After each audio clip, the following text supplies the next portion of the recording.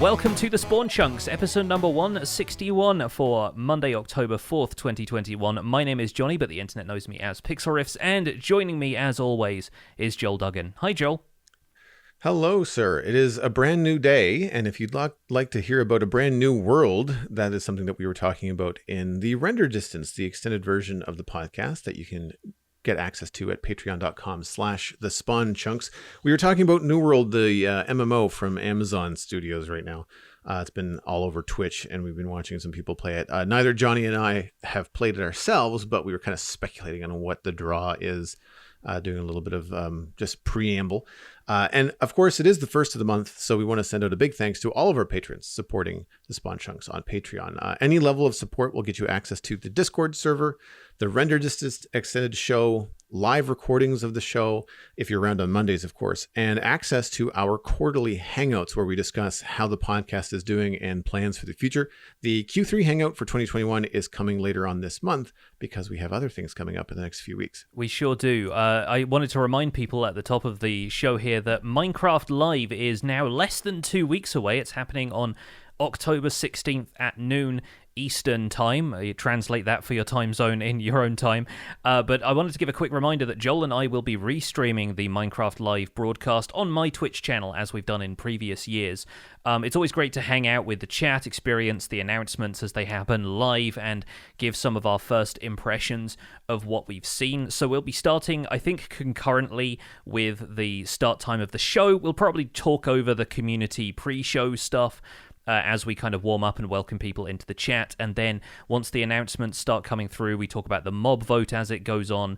And then hopefully after all of that, we'll be able to kind of summarize everything that we've seen and talk about what it means for the future of the game. So it's always a really exciting time. And I thought, just in case people skip next week's show and they don't get the reminder then, I should let people know now that twitch.tv/pixelriffs on October 16th, Saturday, October 16th, we'll be restreaming Minecraft Live at noon Eastern time. So what have you been up to this week in Minecraft, my friend? This week I have proven that I'm very bad at PvP, which actually kind of happened last week when we did the recording, but today my episode went out where we had an arena fight on the Empire's server, and I pretty much died all of the time. Like I didn't end up killing a whole bunch of stuff. I much prefer fighting the predictable patterns of mobs and so forth. And so when we ended up having some arena fights between us, we did a 2v2 match with me and Fwip versus Pearlescent Moon and Smallish Beans, and I was the first to die. I think Fwip actually team killed me, which was pretty funny. But yeah, it was all in good fun. It was all just meant to be a bit of a fun event to get a bunch of us together and play. And since we kind of skipped out on the prospect of having actual like combat between the empires quite early because we took the story in a bit of a different direction, but it was fun to actually fight between us a little bit for fun and sport. But after that, I decided that I needed to do something a bit more peaceful.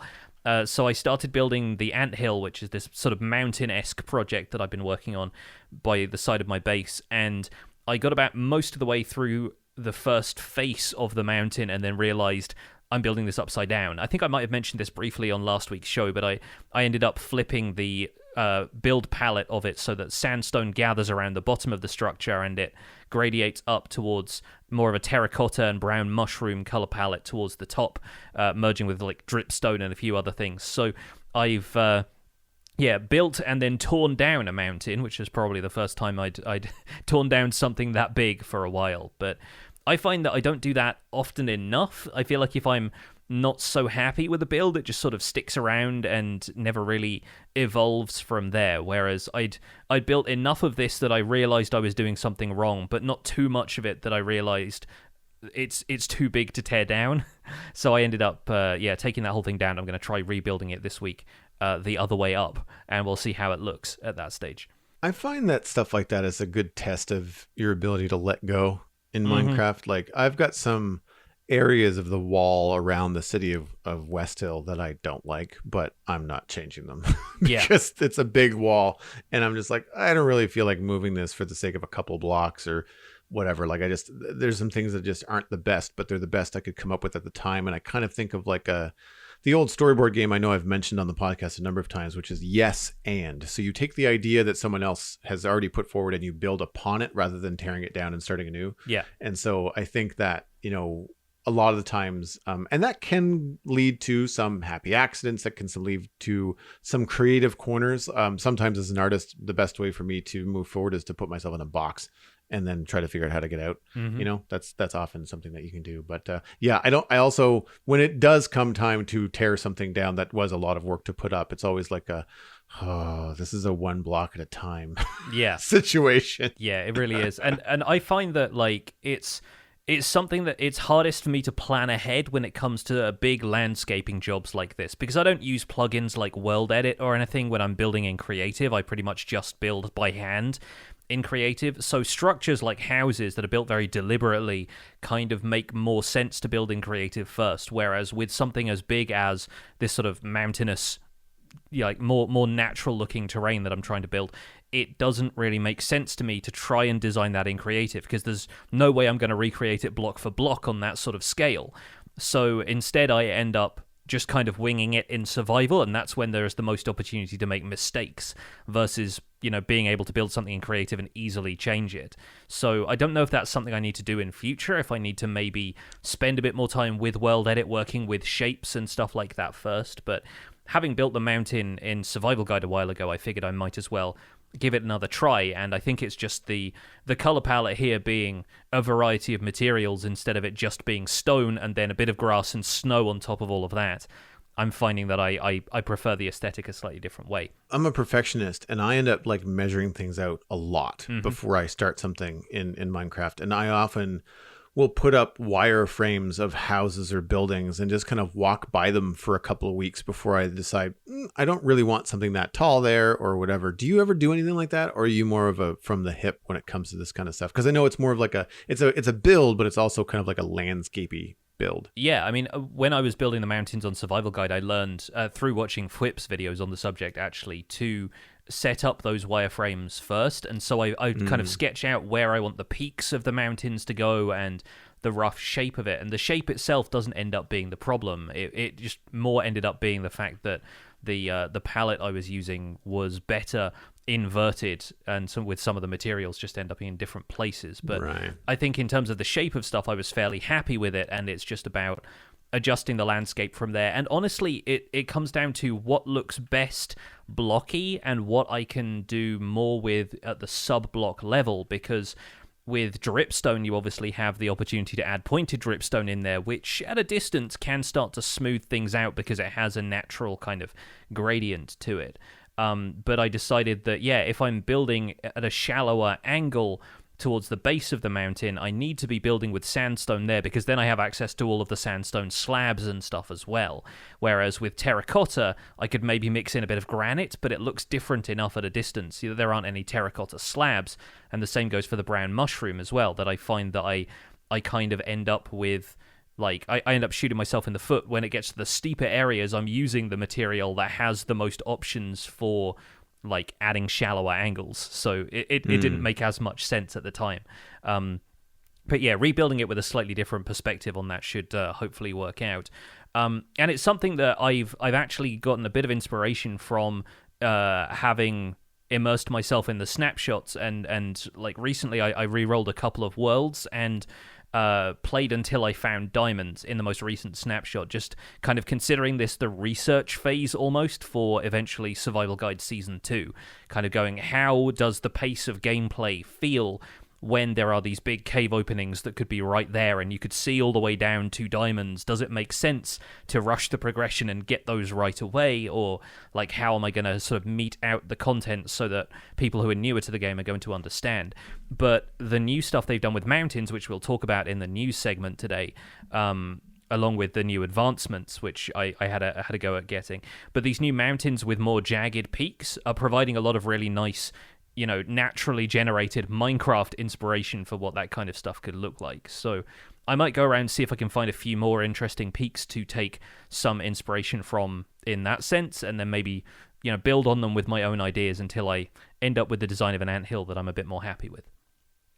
I like what you've got going on. And I can see what you mean about like the desire to reverse the palette and have more options lower to the ground for a shallower slope. But like so far, like the proof of concept and the vision, like what I can see you going for in the gradient looks really cool. Yeah, thanks. I think it's a good combination of materials for not just the desert itself, but also the build style I'm going with elsewhere, because this is my kingdom that's based primarily on copper. A lot of the paths I have already have that kind of like pinkish reddish gradient in them. They've got mixtures of granite and red brick, and there's a bit of terracotta around, but most of it is, stuff like jungle wood and even like rooted dirt and coarse dirt here and there. And I've got bits of dripstone already decorating around some of the gardens, and so it's another logical step to use similar colors in some of the more kind of natural terrain formations around there. I think it works quite well, and a lot of terracotta has come from mesa biomes, which look pretty familiar to anyone who's been exploring a desert anyway. So I think it works overall. It's just a matter of getting the getting the gradient right and making it feel like, this spire of rock has been pushed out of the desert landscape and is made of something different, and then the sand has maybe gathered around the base of it and has kind of pushed up against the side of it in a more natural way, if you imagine like the desert wind moving the dunes around. Yep. The Star Wars nerd in me is remembering Geonosis from Attack of the Clones. yeah. I mean, it's a dubious source to pull from, but ultimately, one that has some bearing on it. And I think even like, regardless of what you think of the Star Wars prequels, a lot of the production design and the way they design fantasy worlds for that series is so much worth like taking as a case study for stuff we build in Minecraft. Like, the environment design in those movies excels, even if you don't think much of, the dialogue and characters and whatnot. So yeah, always worth consideration when you're looking for source material for stuff like this. I mean, Bryce Canyon in Utah as well is also like, it's a real world example of stuff like that. I have been there, and because of my nostalgia for that trip, anytime anyone builds like mesa-like or spire-like sandstone type things, I immediately like, oh yeah, I really like how those look. Yeah, definitely. I had a couple of people saying that it was weird that I was using like upwards facing and downwards facing dripstone, considering how dripstone forms. And I said, you look at anything that's been eroded by wind and sand over time, and it has that rock spire kind of look to it. Like, it's not just the dripping of water and the mineral deposit process that creates those kind of rock formations. You're being too literal in your understanding of what dripstone is at that point. So yeah, I'm trying to expand the reach, expand a couple of people's horizons, and have them consider these materials in a slightly different light. How about you? How's the Citadel going? So I have once again spent the weekend working on the strip of barracks in the north part of the city. It went well, I think. It just took a lot longer than I was anticipating because we got into some interiors, taking advantage of having the tables and chairs data pack from Chuck, now having candles in the game, wanting to light things to the point where they look livable. Currently, they're a little overlit. I'm looking forward to actually reducing the amount of lanterns and things in the interiors of my builds when 18 arrives. Because I won't need as much, right?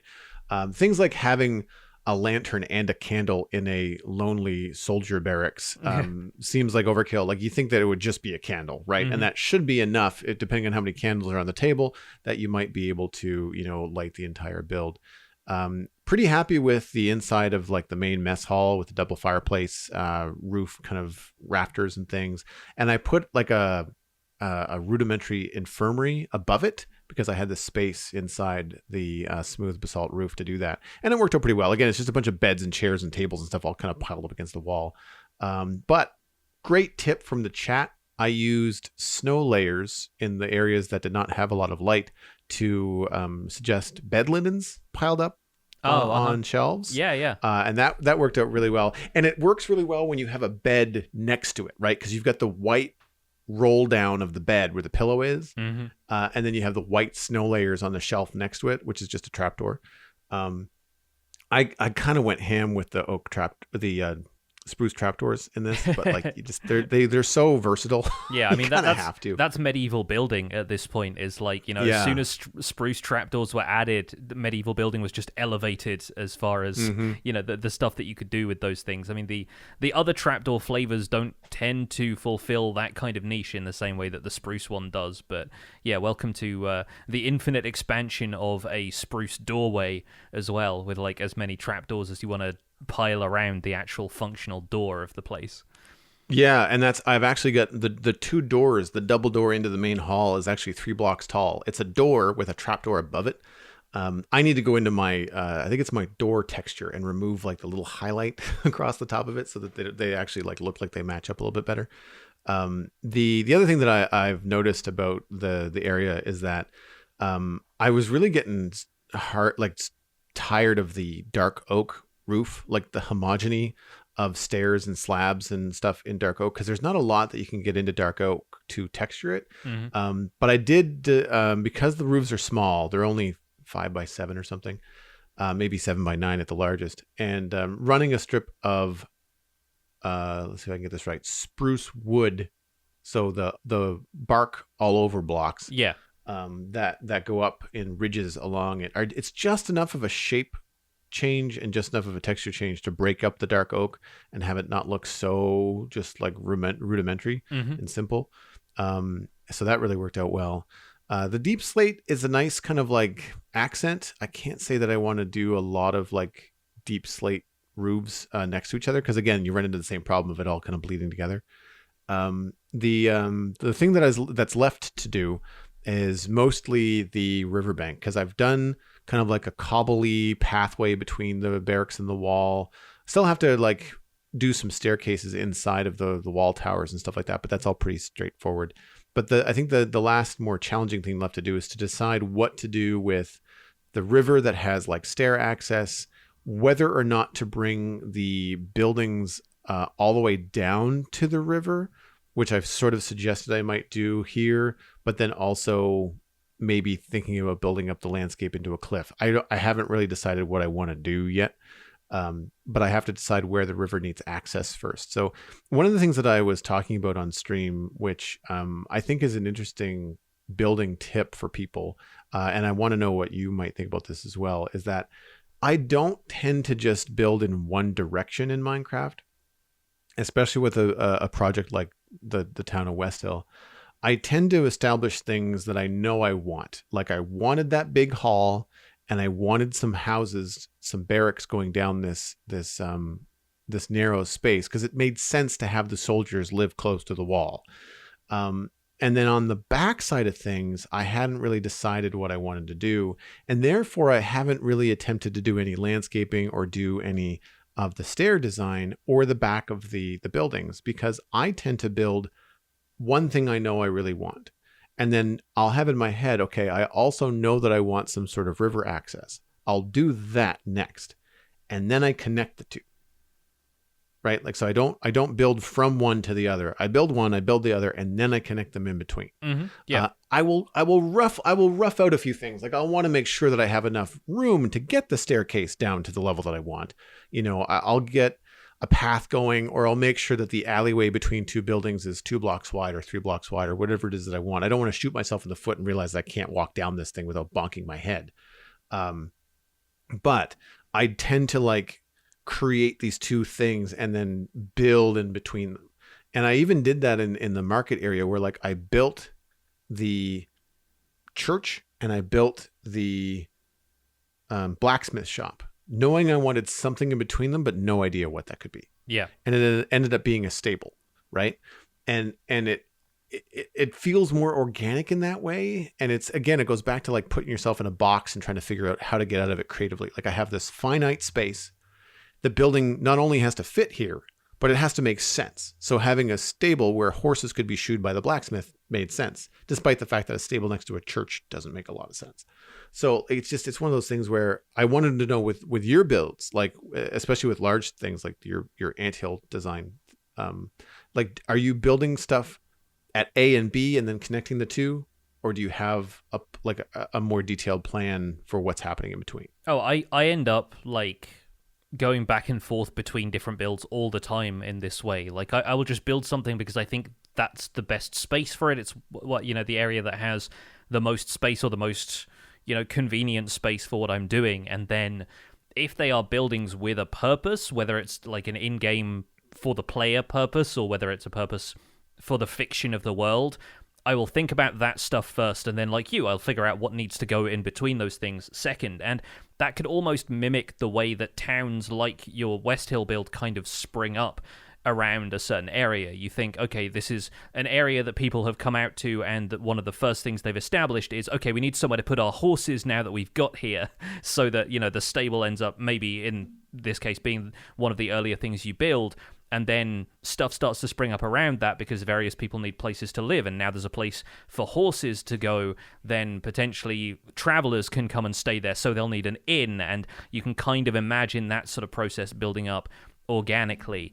And that's sort of the way you can think about building a town. So I don't always think like I need to build a row of builds in this specific area. And even not even something as geometric as a row. But I don't tend to put off building something that I've got my eye sort of set on in the hopes that I can fill in the space until we get to that point. Now I'll go over there and I'll build the thing, and then the puzzle becomes more about how to tie the two together later on. Yeah. And I find too that for what we kind of see from either history or from media in terms of medieval type towns and places where a lot of people early on are living in close proximity, they tend to build on top of one another. Mm-hmm. Buildings tend to be, rather than building 4 walls, why would you do that when you can build 3 as long as the person next to you is okay sharing a wall? Mm-hmm. So that kind of stuff I find can be pretty helpful. The problem with Minecraft, of course, you have to consider that you might want to put like a 2 block thick wall so that one house can be a different color on the inside than the other. Like that kind of stuff you might want to think about. I remember dealing with that in the modern city. Lesson learned as I got to build bigger buildings. I was just like, oh, I want the walls to be too thick so that the apartment colors can be different than the outside color of the building, stuff like that. And at this scale, it can be a little bit challenging, although really there's not a lot of inside color happening. We'll get into this later in the show, but brown and gray are my life right now. Mm-hmm. Yes, definitely. And brown and grey are about to be everybody else's life as well, because we should probably move on into the news and talk about the latest snapshot. As we're thinking about moving forward into 1.18, Caves and Cliffs Update Part 2, it is time for an advanced snapshot. Minecraft Java Edition Snapshot 21W39A was released this week, and in this snapshot, you can now open worlds from previous versions again with one big warning, and this is directly quoted from the Minecraft.net blog post. The blending technology that Mojang intends to introduce with Caves and Cliffs Part 2 is not yet available to Java players. So if you open an old world in this snapshot, it will be upgraded with air underneath the current bottom of the world where bedrock would be previous to 1.18, and then visible chunk borders to new areas. And as such, they highly recommend backing up your world before loading it in this snapshot, because otherwise you're going to end up with some pretty thick chunk borders and some otherwise irreparable damage, if you want to think of it that way.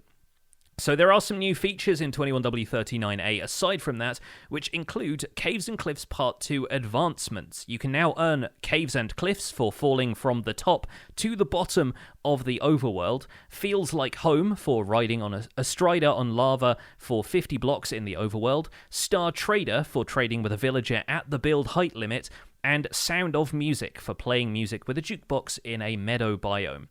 Some changes, aside from the advancements in 21W13A, include tweaking peaks to make small mountains look like proper jagged mountain peaks instead of flat, hilly mounds. The lone trees in meadows will now always contain a bee nest. Drowned can spawn in aquifers inside dripstone caves. Zombies don't spawn in dripstone caves at all. Buried treasure chests can now contain water-breathing potions. The default brightness has been changed to 50, and they've redesigned how effects look in the inventory screen to allow them to show even with the recipe book open. A little bit more detail on that. Your list of effects is now shown to the right of the inventory instead of on the left-hand side, which is where the recipe book would open. When the inventory effects list is visible, it will be hidden from the game view to reduce screen clutter. And there are now 2 modes of seeing the effect list: compact and classic. Classic is the pre-existing list of effects, one after another, with times and so forth. And compact is a single icon for each effect, suitable for small screen real estate and kind of similar to the icons that appear in the top right when you're experiencing any kind of status effects. The game will automatically switch between these 2 looks to suit the available screen real estate, including having the recipe book open. In other news, the Minecraft Spooky Fest is upon us. On October 1st, Minecraft Dungeons on Twitter announced the Spookier Fall event. Heroes, what's even spookier than last year's Spooky Fall? You guessed it, Spookier Fall. We'll be haunting the Minecraft dungeons from October 13th to November 2nd. Dare to unite, fight, and scream your way through seasonal trials and score new terrifying time-limited rewards. The Minecraft.net article introduces the Minecraft Dungeons event, encourages Bedrock Edition players to look for Halloween content coming in the marketplace this month, and provides some in-real-life crafting resources for families as Halloween approaches. Which is always kind of cute. It's always nice to see people like printing out and crafting, Minecraft jack-o'-lantern masks and that kind of stuff. So I expect there'll be some fun to be had if your kids are into Minecraft this Halloween. As far as the Minecraft Dungeons event goes, I don't know if I'll have the time to pop in, considering how busy I am with vanilla stuff right now. But if it's anything like the previous Halloween event that they've done, you can expect some pretty tough challenges. People who are more used to playing at like maximum Apocalypse Plus level at this stage are still going to find it a little bit tough in the Halloween event, because previously they've had night mode as part of those time-limited seasonal trials, where effectively mobs just keep spawning around you, so you can't really stop and rest anyway. You've got to keep moving, which can be a little bit challenging on higher difficulty levels. So if you're looking forward to another Minecraft Dungeons seasonal event in lieu of any more DLC coming out for the game, then worth checking out, I think. The article kind of made me think about the skins and I can't remember what they call them. They're like not crafting abilities, but they're little things in Minecraft Bedrock Edition, character creator items. Yeah, they're like cosmetics and stuff, basically. Yeah, cosmetic stuff. So like a costume that makes you look like a cauldron from the swamp level in Dungeons. Yeah, there's a screenshot of that that's really quite funny. Yeah, no, very cool. I also like the Spooky Guardian as well. I wish there was more stuff like this in Java. Mm-hmm. It's the kind of stuff that you only really get to see in modded. But I guess you could always do like a custom skin design for Java, but then you're limited to what Steve can wear, mm-hmm. or the player character can wear in terms of your custom things. So like for example, the helmet on this cauldron cover design is much bigger than a normal Minecraft helmet. And it's too bad that more cosmetic stuff like that isn't available in Java without, again, modding stuff. Yeah, it's something that I noticed a while ago. I was watching some Bedrock players play with a skin pack from the Xbox version of the game back before Bedrock was even a thing, when it was still split into lots of different console versions. And there was a skin that allowed you to reskin your character as a dolphin, and instead of having the normal walk animation, the tail just kind of flipped around, and the dolphin was like perfectly upright. It wasn't like a Minecraft dolphin that we eventually got in the update Aquatic, but it was just like this vertical dolphin with the tail kind of moving as one instead of bifurcated as 2 separate legs. And so I feel like Bedrock Edition, in place of those console and mobile editions, is capable of doing really interesting stuff with the player model that for some reason never really made it into that level of like sophistication, never touched on Java Edition. And it may be because Java Edition is distributed so freely, and the different textures and stuff that you can make, it might lead to some more inappropriate applications of custom models for characters. But right. I think there's still, if it's controlled through the marketplace and stuff like that has to be approved and so forth, I think it's a fun application of it. I like the idea, especially on a multiplayer server, of being able to a little bit of RP, or just being able to have something that says like, hey, here's some cool stuff that you can wear that will signify, like, for example, like if you created this really cool mob farm that get you a ton of goats, and you ended up with a lot of goat horns, being able to craft armor that had horns on it would be cool. And if that's the only way that you can do that, then you can walk around strutting knowing you are the one that has this powerful goat farm. You did the work, and you have the cool, horned helmet. Looks like a Viking, like that kind of stuff. I think could be very cool. I get a lot of questions on stream about like the armor, the mishmash of armor that I wear.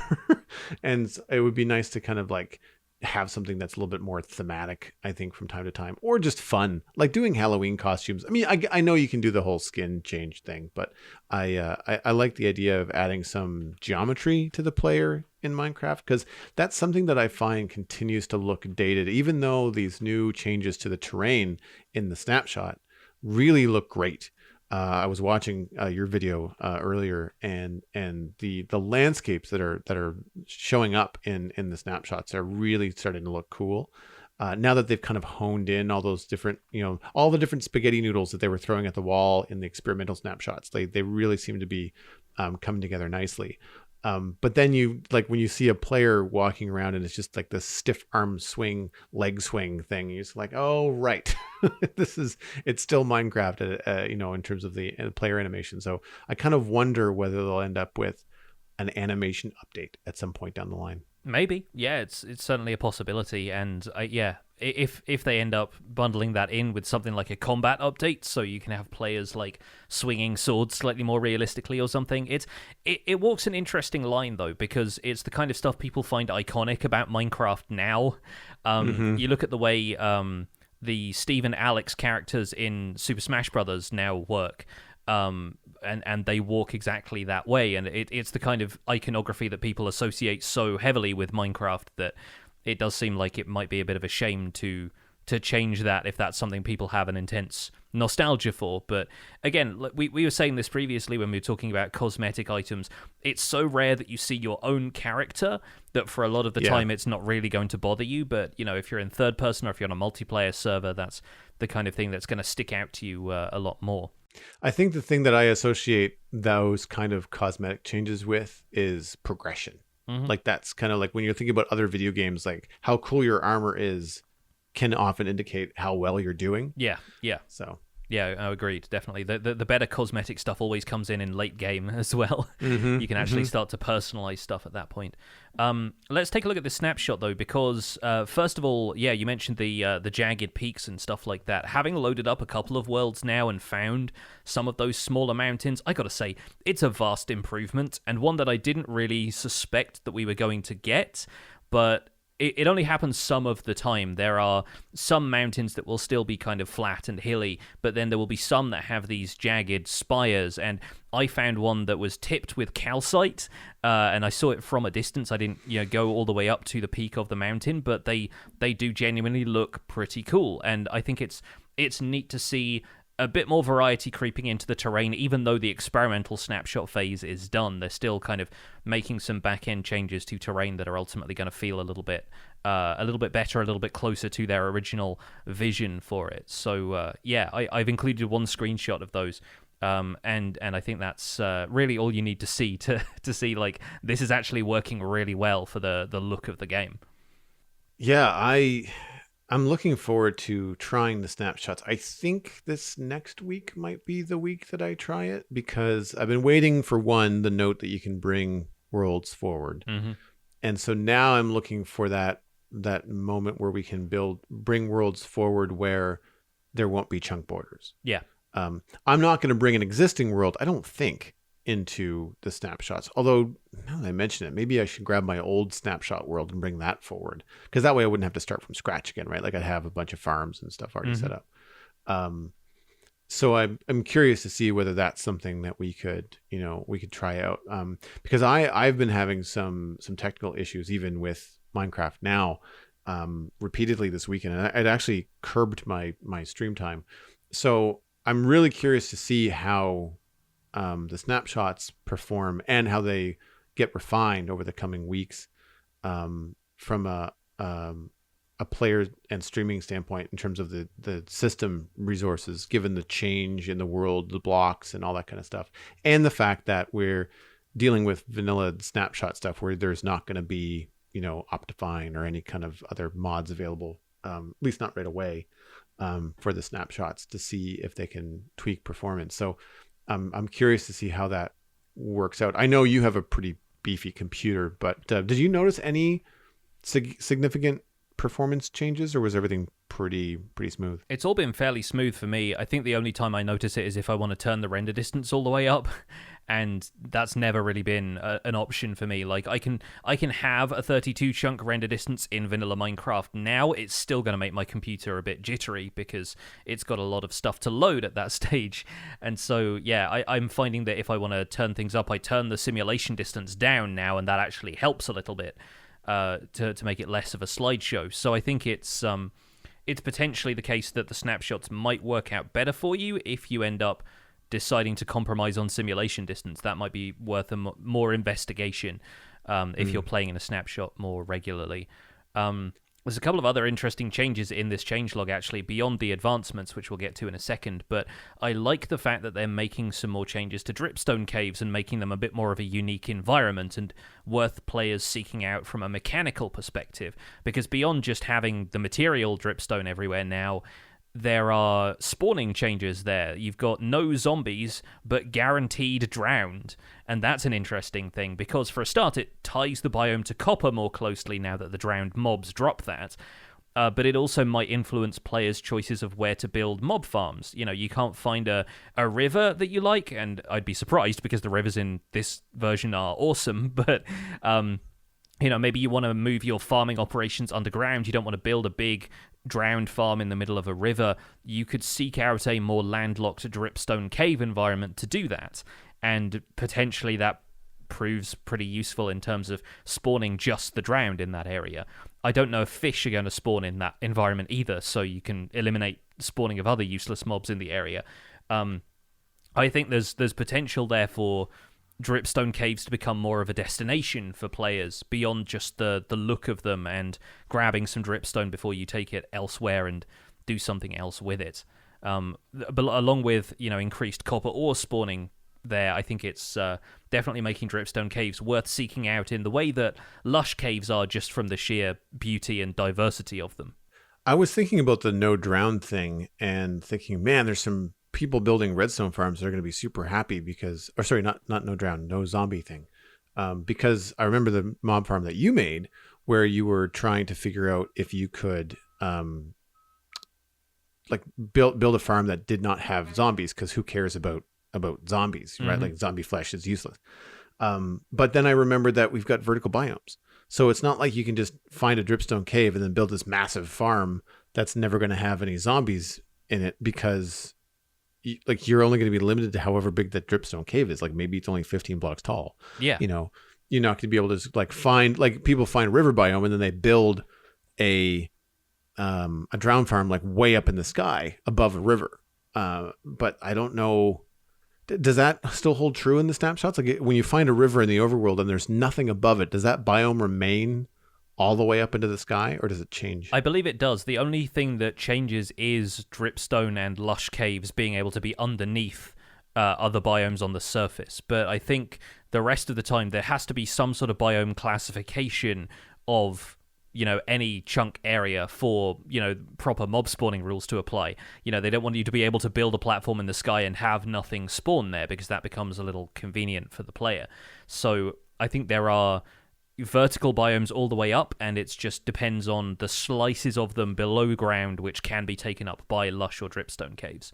So I think the key here for dripstone caves is potentially being able to find a dripstone cave that is down lower in the world, and potentially being able to make a more efficient drowned farm there, because you can build it really close to the bedrock and, you know, have fewer zombie spawns there, maybe flood a dripstone cave and try and work out a way for the drowned to emerge from that. You could do a lot more with it. You're still going to have to light up the area around it, but again, for height-based spawning stuff, it could potentially be a worthwhile thing to try out. And drowned only take damage in the sunlight out of water, right? They don't just start dying when they're out of water, because otherwise there'd have to be aquifers in these caves. Yeah, for the drowned to be. They don't suffocate. They have to spawn in water, but they don't have to stay in water. It's Right. significantly their AI basically disappears once they're out of water, as long as it is daytime as well. So the drowned will not see the player once the player is out of water, and once the drowned are out of water. So you can do some fun stuff with that. But it's it's certainly a mechanic worth looking into once these Dripstone caves are more accessible to players.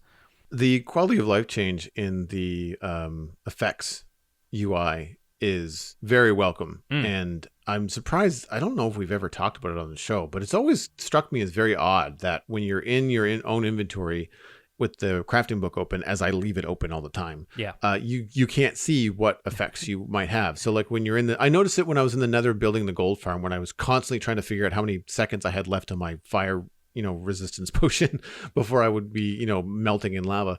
And I like the changes. And something we didn't have in the notes, but I did pick up watching a video from a friend of the show, Eximovoid, was that if you have the minimal icons visible, if you hover your mouse over them in the UI, you'll get the full, like, how many minutes, seconds are left on that effect. Right. Okay. Whereas if you've got the book closed and you can see the full effect, or there's only enough effects that you can display them all, then you'll see all the information. But if you have so many effects on you that they're just kind of listed like badges down the right hand side, if you hover your mouse over them, it'll give you the full details. Which, that's good. Great. Yeah, very cool. Very, very nice that they've got like tooltips effectively for them. Those kind of mouse hover things are, I think, something we talked about this before, but Minecraft could use a little bit more of for some of the settings menus and bits and pieces like that. So that's very, very good. I sense the hand of Dinnerbone in this after him saying that he was trying to figure out, he had like a laundry list of all of these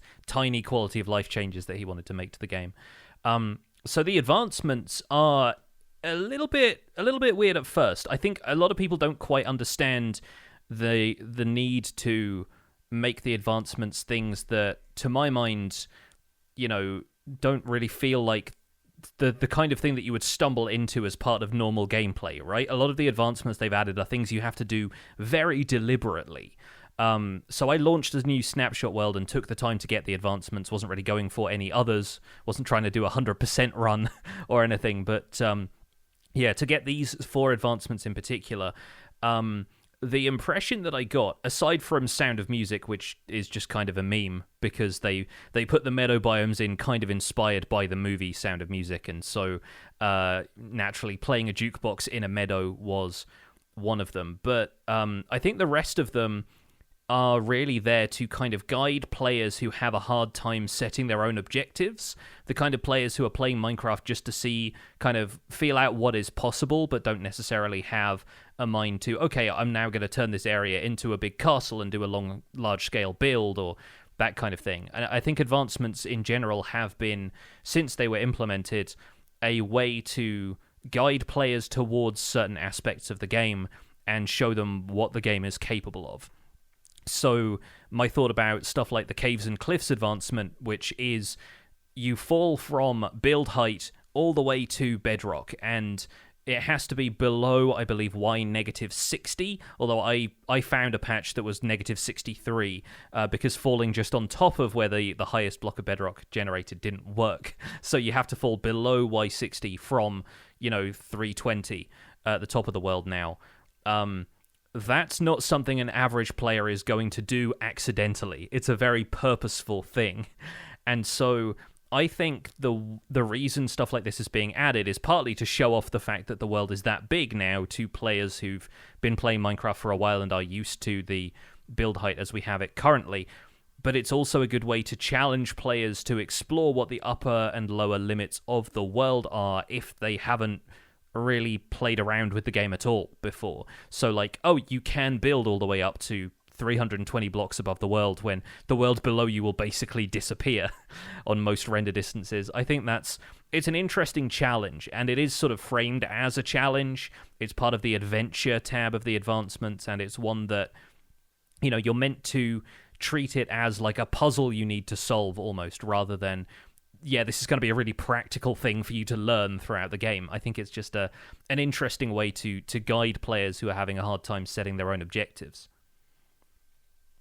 Yeah, as someone that's not an advancement player in most games, probably not something that I'm going to be doing, but I can see the guide, for new players in the same way that other advancements will guide you on how to smelt something, getting iron, getting to the nether, like that kind of stuff. Yeah. I think it's interesting, though. Saren Int in our live chat is pointing out that the advancement icon for the falling from world height is deliberately chosen to be a water bucket as well. So that in that way, it kind of hints at the fact that you are able to save yourself from a fall that high by having a bucket of water to fall into, and whether it's kind of a community hint at the MLG water bucket of being able to place it right as you land. You don't need to do that for the record. You can just fall into a water source. That's what I did. But I think, it's kind of showing players a couple of the mechanics by a sort of backdoor stealthy kind of way. The Star Trader one is also kind of interesting because it's a lot easier to do if you find a village that's part of the tallest mountain you can possibly find, versus what I had to do, which was find a village at basically sea level and then build a giant tower with a water column at the center of it to propel a villager up to Y320. But that was also part of falling from world height as well, so you can kind of combine the two if you're looking to just get them out of the way. The other thing I was thinking about when it came to Sound of Music encouraging players to look for a meadow biome, that ultimately leads to them finding a mountain biome if there wasn't one visible already from where they were at spawn. If it encourages you to explore, eventually you're going to find some pretty impressive looking terrain. So I think that's maybe part of the mission statement there as well. But I think it's nice to see new advancements coming through. I wonder if there will be any when the Warden eventually arrives in the game, and they just haven't got around to adding that yet, so there's no point in adding the advancements. And I know they can't make any guarantees, but, it is October now, it's the season of spooks, and I do think it'd be fun for Halloween to be, a great occasion to release the Warden into snapshots. Wink, wink, eyes emoji. I don't want to put any pressure on the team, obviously, and they have very much stated that when it's done, to the point where we don't know if it's even going to be in this update yet or not. But I have my fingers crossed that we're going to be seeing the Warden this month, just because it seems like the appropriate occasion to test Minecraft's potentially scariest experience to date. I'm hoping to see it. But I'm with you. I would much rather it be finished in one, a way that's good for the game, and two, a way that's good for the team. I mean, both of those things I would hold in the same value. But, yeah, absolutely. But those 2 points I would say are the two key things, and so I'm patient about it. I don't think there's going to be a lack of things to do in 118 if the Warden is not present. Yeah. But I think that that would round out the offering, in terms of we've got the exploration, we've got some new mechanics, we've got some lighting changes. It's just it's the new mob and then the new enemy, the new boss, the new challenge, I think, is maybe the one thing that's lacking a little bit. I say that knowing that I got my butt handed to me when I went caving. So it's not without its challenges, but I think that that would be something that I would be looking forward to as well. The thing that I think we're also overlooking a little bit when we focus on the Warden specifically is that also brings with it the Deep Dark with Skulk and Skulk sensors. And at this point, Skulk sensors have been implemented and are available through commands since, fairly early in 1.17. They got the functionality of those sorted out pretty quickly, and then everything since then has kind of led to them not being included in vanilla survival gameplay yet. And so I'm kind of hoping that the Warden gets added simply because the environment around the Warden also has a lot of value for players who don't necessarily want the challenge of that mob, but if you can go down there, even in a peaceful world, dig up a couple of Skulk sensors and add those to your redstone kit, then that's potentially going to be worthwhile. On Twitter earlier this week, I even speculated that it wouldn't necessarily generate hype in quite the same way, but I was imagining what would happen if Mojang didn't even mention the Warden in a snapshot changelog where it was added. Because as soon as it appears in the changelog, everyone, on YouTube and, Reddit communities and Discords and everything is going to go out looking for it, make a video of them trying to kill it, share screenshots, and I can imagine that the horror experience would be so much more authentic if it was something that we could stumble upon completely by accident. And even, if they were able to somehow finagle it so that the Warden didn't register, like didn't render at all in screenshots. So you try and take a screenshot of the Warden because you found it and, spoil it for everybody else who wants to have the experience, but the Warden doesn't show up. And so it's like you've taken a photo of Bigfoot and it's just not there, right? And so, like, much as I want the Warden to be encrypted in that sense, I don't know if that's an approach they would take, because obviously feedback is much more important at this stage in the process, and the snapshots only go out to a small handful of players who want to test them, and the majority of the community is going to be completely in the dark, no pun intended. But I'm interested to see the approach they take to rolling out the Warden and still allowing players to have that first time experience of something a bit more horrific. Speaking of feedback, we've got some chunk mail this week, and if you'd like to email the show, you can send your email to spawnchunkmail@gmail.com. Please use that email address. We don't read email from any other address. So that, again, is spawnchunkmail@gmail.com. Email this week is from Phoenix Phil. Vultures, Trolls, and Scorpions. Oh my. Hi, Joel and Johnny. Today, I was working through my backlog of your episodes and listened to episode 157, speculating on Minecraft Live. In that episode, you discussed a few potential new mobs and ideas for the next update, and I wanted to share my own ideas that you inspired. For a new mob, we've seen a fair share of real-world derivatives recently. Warden aside, and Joel's suggestions about a new river mob struck a chord in a fantastical vein for me. How about trolls? They could be biome variable, and an aquifer cave variant or a river variant could be possible, a lofty peaks variant, desert variant. The ideas are endless. I'd love to see a mob with a bit more movement to it, so perhaps trolls could have the ability to pounce on players from rivers and other hiding places. Snowy peaks variants could hide in powdered snow. Desert variants could hide in sand, or maybe quicksand. To counter this shocking surprise, trolls could be distracted by the player by throwing a special item under the ground. Mushrooms, perhaps, to give them a further use. This could make trolls passive for a set period of time. For the next update, I agree that the desert is looking a bit bland against all of the new back biome developments. Whilst keeping the desert biomes as sparse regions would be nice for flexible build palettes, there's such a broad range of desert biomes in real life, it's a shame to not tap into those beautiful varieties. What a lush oasis would be like in the game. In the email, they get into black sand and all the different possibilities in terms of updating deserts. There's also Desert Temple, could really use a revamp. Not to forget the potential for desert mobs. What about vultures that steal rotten flesh and attack zombies? Scorpions that burrow into soft sand or escape an ambush of the player. I know this is a bit of a long email, but you guys do inspire a lot of good thoughts. Thanks again. Phoenix Phil slipped off scaffolding and became impaled on bamboo. Phoenix Phil is trolling us. I see how it is. Yeah, like, much as I immediately want to associate trolls with moving in under any bridges the player builds, I like the idea, and it's something odd in Minecraft's history, or at least its recent history, that players are kind of resistant to the idea of there just being one mob with a bunch of variants. Like, when they added the drowned or husks, people were like, oh, it's just another zombie. It's got a couple of its own quirks, but it's just another zombie. But I feel like adding an original new mob and giving it a variety of variants from the beginning might be a bit more of an appealing concept. Like, we're adding one mob, but really it's 4, and so forth. And I like that sense. I don't know if troll is necessarily the way they would want to go, both for the negative associations of its name online now, and also just the fact that trolls are fairly heavily explored. We were talking in our pre-show about New World and how you were put off by the fact that, oh, it's another game that just has zombies as a generic enemy. And I feel like trolls are kind of the next stage of that. It's like orcs or whatever, right? Like they've kind of been done to death from the stages of fantasy novels on downwards.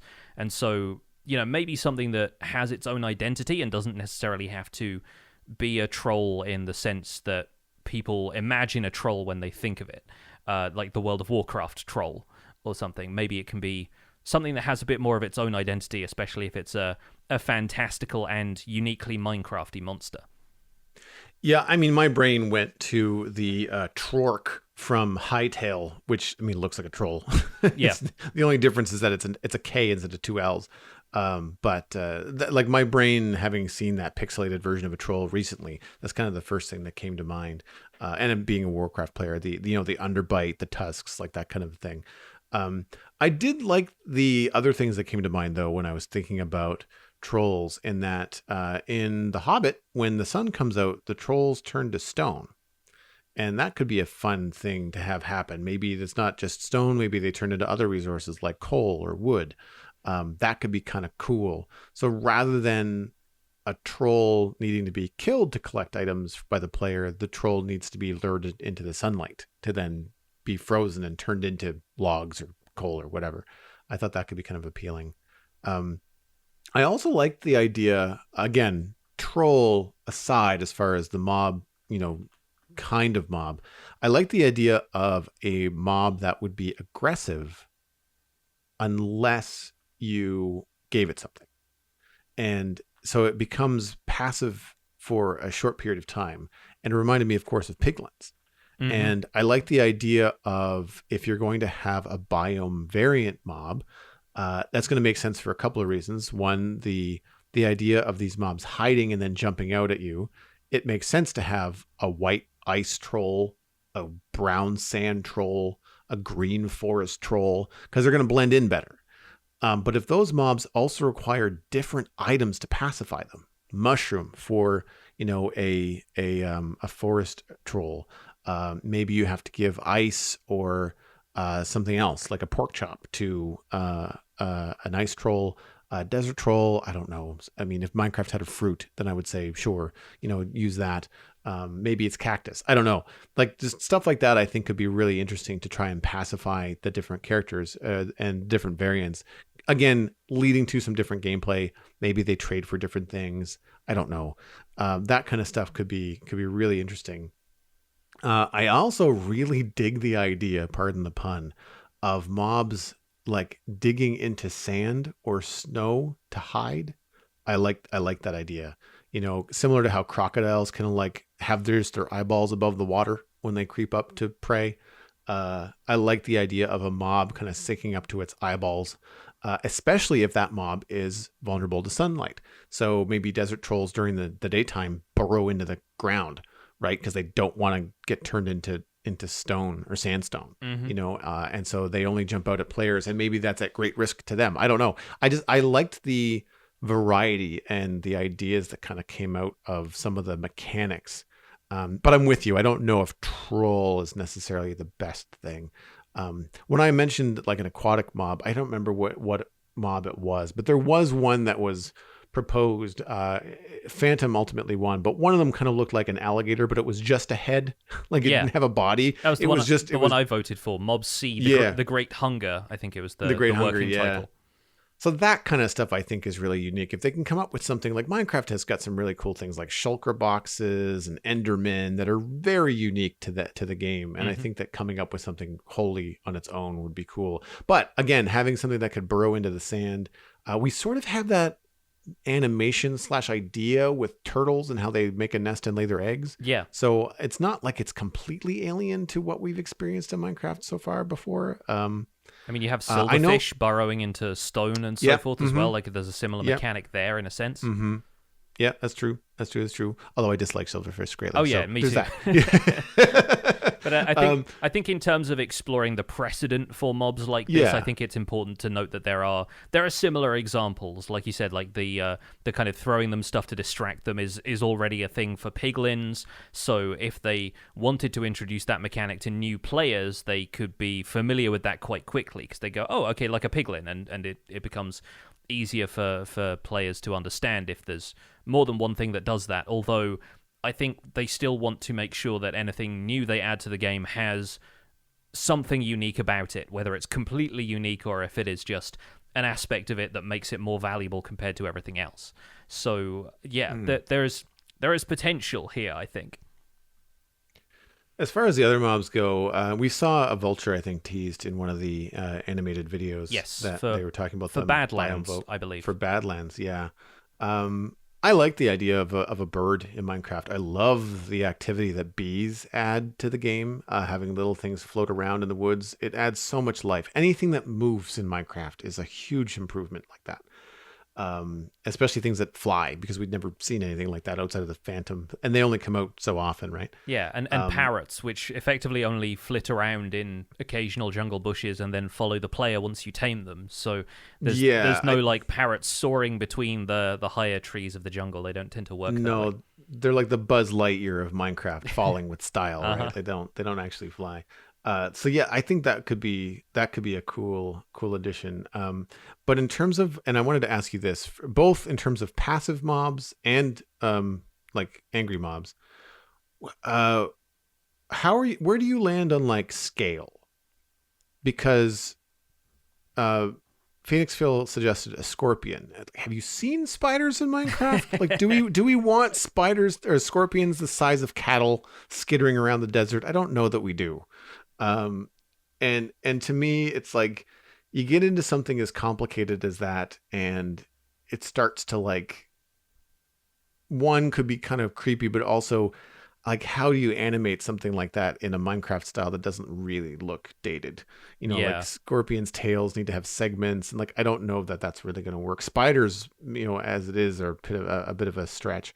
So something that I was thinking of was a beetle, like a scarab beetle. And because of the whole digging in the sand thing, my brain was stuck on desert before the show. Mm-hmm. And scarab beetles are iconic. They have a very distinct shape. They're pretty big for an insect, so making them the size of, I don't know, a dog in Minecraft wouldn't necessarily be a stretch. I mean, bees are already bigger than footballs in Minecraft, right? So when you said scarab beetle, I was immediately thinking endermite sized, but nope, you're thinking much bigger than that. I'm thinking much bigger. Not only because it would be like, you could have a bunch of things. Like, there's some real world stuff. There's maybe a tie to archaeology, because of course my brain thinks scarab beetle and the movie The Mummy from like the early aughts. Mm-hmm. But also just like the idea of like, bees kind of have this little buzz when they fly around. But do you remember the noise that the beetle made in A Bug's Life when it took off? It was like a helicopter. Yeah. And I just love the idea of, you're in the desert and all of a sudden you hear what sounds like a helicopter buzz overhead, but nope, it's a beetle the size of a Dalmatian. Like, I feel like that could be a very interesting, idea in Minecraft. They could bury into the sand. They could come in all kinds of different colors. I mean, insects and beetles especially are iridescent and come in all kinds of crazy colors. Yeah. It could be a really fun way to have a fun new passive mob that's unique to Minecraft in its scale, and it doesn't have to be called a scarab. And also, perhaps if it is a scarab, has some opportunities for Minecraft education, archaeology, that kind of stuff. Yeah, definitely. I like the idea, and I think it's weird speculating about mobs, presumably like the week before we will get videos introducing the mob vote candidates for Minecraft Live, because it's only 2 weeks away now. Players are going to have at least a little bit of time to decide for themselves what they want to vote for, and I'm currently watching Twitter like a hawk. Not least in case they decide to add hawks, but I think it's going to be interesting keeping an eye on the Minecraft Twitter account this week and Minecraft.net and seeing what pops up for the mob vote. But some pretty solid ideas here, I think, and thank you once again for the email, Phoenix Phil. For our main discussion this week, because of the advancements kind of popping in for this snapshot, I decided maybe we should take a look at what our objectives were for 1.18, because I was talking about advancements being the way that players can be led through the game if they don't have a sense of their own objectives. And so I was wondering what we wanted to say about our own objectives, what we're projecting that we'd be interested in doing in Minecraft 1.18. So I surprisingly don't have a lot of big plans. I think mostly because the Citadel is a long-term world, now over 4 years old. So how and what we use the new terrain for is greatly going to be determined by how I can trim the chunk borders and what looks good and how far we have to go to get it. Now, all that said, we already use command blocks to teleport like 10,000 blocks to different build zones to ensure that if you're building in the medieval area, you're not building within eyeshot of a skyscraper, from a modern city. Mm-hmm. It helps keep things thematic. It helps with the 4-year-old server feeling new when you go to a new area and you just know that there is nothing. Like you don't have to worry about anything, that you've built previously underground or above getting in your way. So it's kind of a clean slate in that way. So I don't really think there's going to be a problem. We could honestly just have a teleport, to 10,000 blocks and be just like, it's 118 everywhere, like we don't have to worry about chunk borders at all. So I'm not quite sure how we're going to handle that yet. But when I think about what I want to do, I'm actually a little bit tired of the medieval building style because I've been in West Hill for almost a year now, which is crazy to think about. And mostly I think it's just a block palette thing. Like I'm done with gray and brown. I would really like to move on from gray and brown. And unfortunately, for me, I feel like the 118 focus is on the natural landscape. And so to take advantage of that and to really showcase that, often like things that come to mind are castles and medieval forts and spires and towers and things like that. So I'm not really sure how I want to work into whatever my next project is into what is essentially more of a natural world. If I wanted to do something more sci-fi, I'm going to be building on what is a very nice looking planet that looks just like mine. So it's not going to have a lot of imagination to it, I don't think, as far as that goes. Not that I don't think that the new terrain is beautiful. It's not a slam on it at all. So yeah, I'm not really sure about that. I've always wanted to do something like Moria, like in Lord of the Rings. And one of the nice things about the new update is that if I can find the right location, I don't want to dig out a giant hole. The fact that I could find a giant cave, that one, would save me a lot of digging. And two, would also not be a giant box. Like being able to do something like Moria and say, okay, well, I'm inspired by this huge Dripstone cave.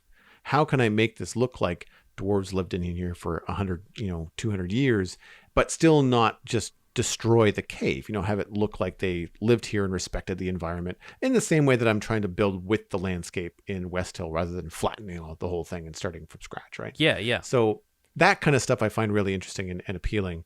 And given that my town of West Hill can sometimes be a mob farm, I'm looking forward to the light changes opening up my building abilities, darker city streets. If I do a sci-fi build, I don't have to, or I don't feel necessarily forced into a mushroom island biome, right? Because I could build in a dark desert and not be completely overrun by mobs as long as I have torches every once in a while, or light sources every once in a while. So there's things like that I find appealing in terms of my plans, but I haven't really pushed forward, and like I don't have some immediate idea, like I can't wait to start X. Like I think I'm going to have to walk around and see some stuff. And I think you might be able to speak to this too, because you've spent more time in Snapshot survival mode than I have. I think that I'm probably going to not know what I'm going to build until I walk into my favorite new valley, or the giant river that I need to put a bridge on, or like whatever it is that I see in the landscape is more than likely going to inform what my mission objectives are going forward. Yeah, I would fully agree with that. I do think the landscape has the potential, and it's something that we've been doing in Minecraft for years now, is working with the terrain and kind of thinking, oh, this mountain could be kind of cool to build a castle on because it feels like a defensible position or whatever, or, there's a valley that you want to situate a town on, a river, that kind of thing.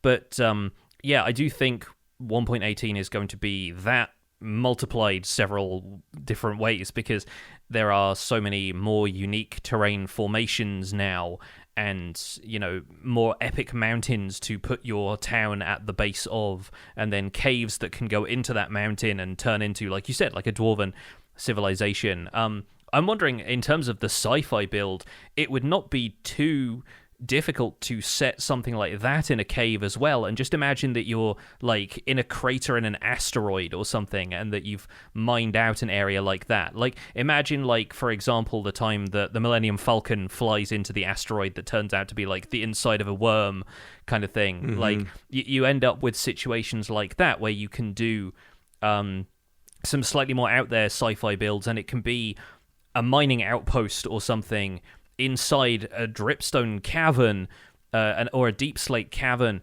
when you've got that amount of space. And I really think the amount of space in 1.18 is going to inform a lot of people's build style for cave bases in particular. Because right now, you can't do a whole lot with cave bases in current Minecraft generation without doing a lot of digging yourself. And so, yeah, the fact that these areas have effectively been hollowed out for you already. Like, I think one of my starter bases is going to be in a cave, and then I think a long-term project could be transforming one of those larger caverns into something that feels like, yeah, not necessarily even a Moria-styled kind of dwarven base. It could just be a Minecraft-style base in that you put all of your utility stuff in there in one place, and it's underground naturally already, and you have so much space to work on. And then from there, you can take the resources that you're grinding up in that area and take those aesthetic builds elsewhere to the surface where you're going to find some more interesting terrain. You start to dig up all of the deep slate from that area just to fill out a little bit more room, and then you can take that onto the surface and build a gothic castle with it, or something like that. But, you know, this is getting ahead of myself a little bit, because I think in 1.18 and beyond, I'm probably going to pace myself a lot more than I have been lately. I think relaxing and taking Minecraft a little slower is going to be easier for me with the Survival Guide series resetting. But exploration is definitely going to be a key feature, and I think a lot of people will now start to default to whatever their spawn is. They either like re-roll the world a few different times so that they can find a seed that has a more, you know, a better spawn to suit their needs, or something that inspires them. Or the alternative really feels like you can go exploring in that world and look for cool places to build, look for ways to get there, and what kind of fun you can have along the way. It's something that I see a few people doing when they explore snapshots already, is just, let's travel in, you know, whatever direction just to see what we find. And that can mean, you know, leaving spawn and traveling, you know, thousands of blocks before you find something that's worthwhile. Some people don't like doing that for the practical ramifications of, if you break your bed and respawn, you're now thousands of blocks away from anything you've built. But I do think there's certainly some pretty fun options there. And personally, I imagine myself spending a lot more time in the overworld before ever going to the nether at this point, because there's so much more you feel like you can do in the overworld now when it comes to a progression. It's not like, you know, I need more places to explore, therefore I'm going to go to the nether. That sort of feels like it doesn't add up as much now. And I think, if anything, you're going to see areas like the nether used a lot more for quick transport than even they have been already. If you consider that you can build a nether portal on the surface in the overworld and then just step through the nether very briefly to get up, you know, hundreds of blocks from your base at bedrock under, you know, all of the deep slate caverns and everything, you can potentially use it for transport in new and interesting ways. But I think I will be spending a lot more time in the overworld before I even consider going and finding a nether fortress and doing the end game progression. Like, I feel like the focus has shifted away from that somewhat. Yeah, I was thinking a lot about the travel aspect of it, thinking that, you know, like if the areas where I want to build or I'm inspired to build are few and far between, then using the nether to get around like that is probably something that we'll be able to do. I've not gone to the nether in the medieval area at all. I've not even loaded in the chunks, so I've got no idea what's there. Mm-hmm. So stuff like that could lead to some new adventures as well. But I forget about the fact that you can use nether portals to travel so far vertically, which is really cool. I also already have established on the server that we use command blocks to travel like big distances for the sake of just player convenience. So I don't mind, you know, maybe writing into either the lore or just to be able to get around the server to say like, hey, I built this really cool thing, or another player on the server built this really cool thing. It's way out there, but my gosh, does it look cool on the side of this mountain? And, you know, rather than having to make people travel thousands of blocks, even in the nether, to get there, I wouldn't be opposed to, you know, us taking that step to add in things like command blocks to try and just make it more accessible and make sure that people on the server can enjoy it, you know, and go see for themselves and stuff like that. Something that I've really enjoyed on the server recently has been like seeing other people's builds in person, not just on Twitch streams and stuff. And I'm sure you probably get a lot out of that on Empires as well. So I'm curious about like what other people are going to do, whether we're going to have any collaboration opportunities. I think that's the other thing about the multiplayer aspect of a long-term server and a new, update to Minecraft that's as big as 118 coming, is that I really want to try to not just say, I'm going to go do this and then end up with another project that takes me a year. I really want to try and team up with people and say, okay, let's build this tower. Let's say we've decided on a design, but let's do this together. So that the project can be over faster and I can hang out with a friend online and take advantage of the fact that I'm on a server with at least 4 or 5 other active players who I barely talk to outside of Discord. Like I never see them online. And when I'm streaming, I'm usually on my own. So like I'd like to try and take advantage of the multiplayer aspect of it. Yeah, and now your towers can be even taller, or they can start higher up and you can still have room to build. Turtle Jockey in our live chat says the problem that they always run into with trying to take the early game slow is needing shulker boxes to move large amounts of blocks around. And I feel like that's another discussion that I want to have at some point, and it may depend on whether the next update is anything to do with the end or not. I feel like it now feels that we only go to the end for elytra and shulker boxes, and I kind of wonder if it should feel that way, because it feels like such a utilitarian way to use that dimension, and whether that's something that Mojang could work to change in a future end update. Because yes, I agree. Like the note I had made here was that like the focus feels like it's shifted away from end game progression for me. Although that's going to change once I want shulker boxes, and that's why I'm trying to pace myself a little bit and work on something that doesn't involve me traveling thousands of blocks. So I would need elytra for that. Whether I end up saddling a horse and getting some chests, or taking a train of llamas with me or something. I don't want to immediately leap to, well, I need shulker boxes now because that's the only way to move items. There might be other ways that we can explore, and who knows what could be coming up in future updates. I do think it's an option worth considering, though, is fleshing out the end dimension in a way that means that we're not just going there for the utility of the stuff that is there, that we're going there for a sense of adventure in future. I think one or two last things I'm thinking of in terms of stuff that I have as objectives for 1.18 is just getting used to the new approach to mining.